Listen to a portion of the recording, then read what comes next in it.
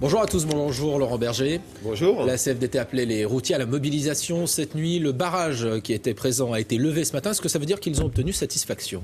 Non, cette action, c'était un coup de semonce.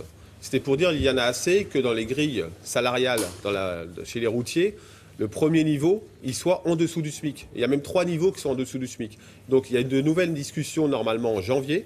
C'était pour dire au patronat du secteur, en disant, ça suffit. Maintenant, il faut que vous reveniez avec de vraies propositions en termes de grille salariale. Alors, petit vent d'optimisme sur l'économie française ce matin. L'INSEE prévoit 0,7% de croissance pour le premier semestre 2015.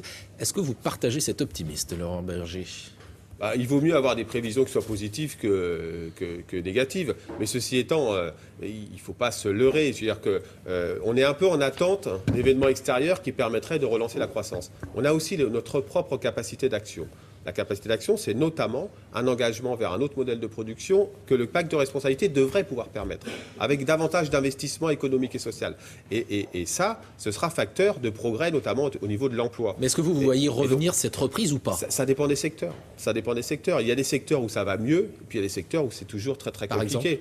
Écoutez, c'est d'actualité. L'agroalimentaire, certains secteurs de l'agroalimentaire en Bretagne ou ailleurs sont en grosse difficulté. Il y a des endroits où il y a des commandes. Voilà, ça dépend des secteurs. Mais très clairement, n'attendons pas tout de l'extérieur, notamment du prix du pétrole, même si c'est un élément positif, pour la relance. Faisons en sorte qu'à travers la transition écologique, à travers des projets d'investissement, le projet d'investissement en Europe, on ait les propres leviers pour notre croissance. L'INSEE dit que les allègements de charges, ça devrait créer 80 000 emplois en 2015. Ça marche finalement? Ça marchera si le patronat s'engage dans les négociations de branche, dans le cadre du pacte de responsabilité. 80 000, c'est bien ou c'est pas suffisant? Mais 80 000, c'est un chiffre pour l'instant annoncé par l'INSEE. Il faut que ça se traduise, comme la relance dont vous parliez, ça se traduise dans la vie des salariés. Et pour ça, il faut des embauches de jeunes en apprentissage ou en contrat en CDI. Il faut des maintiens de l'emploi, du développement de l'emploi. Et il ne faut pas attendre. Moi, il y a une espèce d'attentisme en disant on attend les chiffres, les indicateurs macroéconomiques. Attendez, c'est les acteurs au plus près du terrain, dans les entreprises, dans les branches professionnelles qui doivent se mobiliser, et notamment le patronat pour créer de l'emploi. Le gouvernement compte également sur la fameuse loi Macron pour créer de la croissance. Est-ce que vous, si vous étiez député, vous la voteriez, cette loi Macron? Et moi, je ne suis pas député. Et si vous l'étiez mais je ne le suis pas parce que vous savez, cette loi, c'est un patchwork un peu flou. Il y a des éléments que nous soutenons. Par exemple écoutez, l'évolution des prud'hommes.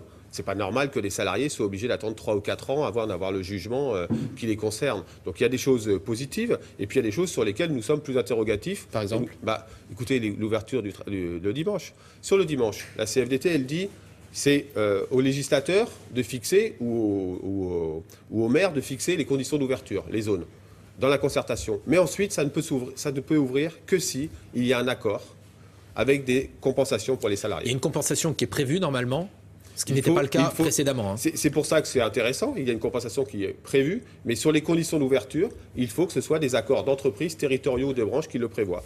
Et puis, il y a un autre élément qui nous inquiète, c'est les conditions de licenciement. Il y a une disposition dans la loi Macron qui ne nous va pas, parce qu'elle prévoit qu'il n'y a pas de proposition de reclassement autour d'un certain site. Et là, nous sommes en train de travailler dessus. Vous savez, moi, je ne suis pas sur le global. Je suis mesure par mesure. C'est tellement divers ce qu'il y a dans la loi Macron qu'il y a des éléments positifs. Donc, en l'état actuel, vote, abstention, vous feriez quoi? Je ne suis pas député, toujours pas. Bonne réponse.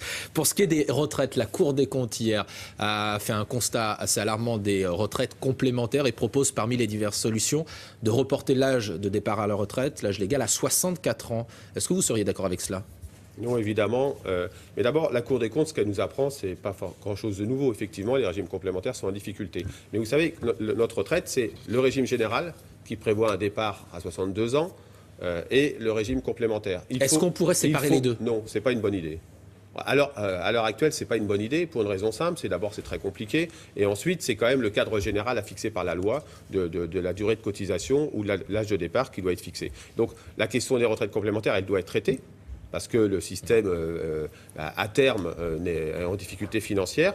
La Cour des comptes fait des propositions, ça lui appartient, mais ça sera aux négociations en mars de fixer les conditions de départ. Je ne serai pas le rat qui quitte le navire, ce sont les propos du numéro 1 de la CGT, Thierry Lepan. Qu'est-ce que vous en pensez? Est-ce qu'il ne vaudrait pas mieux qu'il parte pour l'image du syndicalisme français?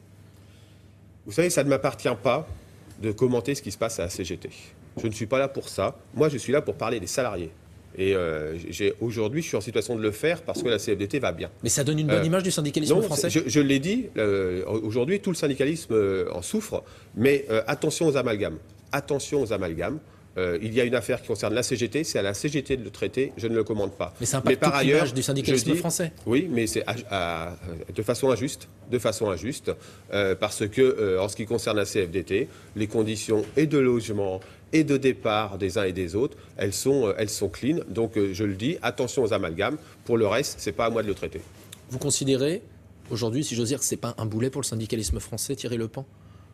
Non, mais c'est d'abord à la CGT de traiter la situation de son secrétaire général. Moi, je considère que le syndicalisme français, en tout cas, il a une légitimité. En tout cas, la CFDT a une légitimité. On a la confiance des salariés. On leur apporte des résultats. Cette année, la pénibilité, même si c'est controversé, les droits rechargeables, l'assurance chômage, les droits, le calcul des retraites pour les apprentis. C'est ça le rôle des syndicats.